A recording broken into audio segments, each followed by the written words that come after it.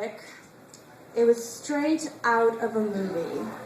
I was walking through the BWI airport terminal, and I saw him, and I spotted him instantly because he was wearing a fedora. And on the fedora, around the brim, he had a playing card stuck in the fedora. And it wasn't just any playing card, it was the Jack of Hearts. And he was reading a newspaper and looking down, and as I walked by, he looked up, and we had one of those moments that everybody writes romance novels about.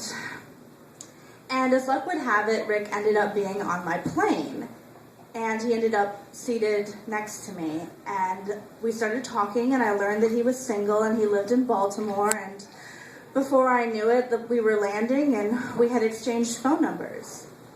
And I remember watching him walk away and singing a little song to myself, I met my future husband, I met my future husband.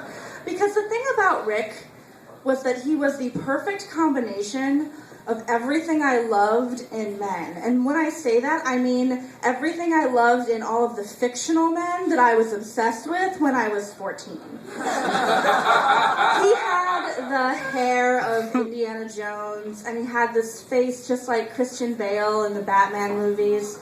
And he had this kind of cool, sarcastic, little bit geeky swagger that reminded me of Captain James T. Kirk. He was a nerd dreamboat.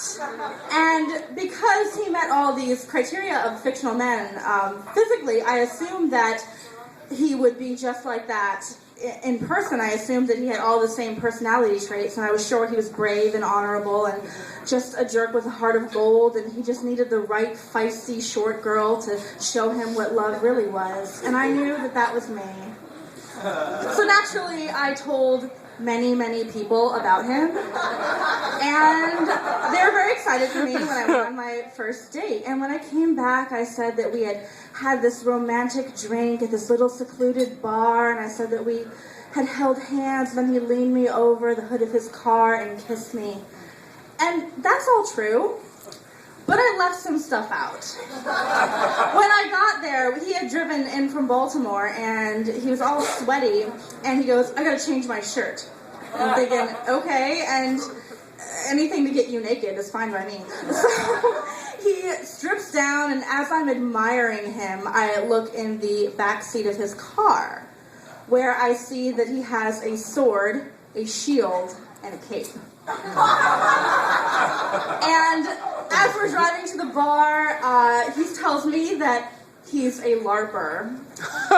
And I don't know if you're familiar, if you've seen the movie Role Models, it's in there. LARPer means live action role playing. And it's those guys that run around the park dressed up like medieval knights pretending to kill dragons and each other. And I'm a nerd, right? But I'm like way up here, and LARPers are way down here, and the only thing under LARPers are furries. So, but I looked at him, and I looked at his beautiful head of hair, and I thought, I can do this. And I ended up making out with him in the back seat of that car, on top of the sword and the shield and the cape. Woo!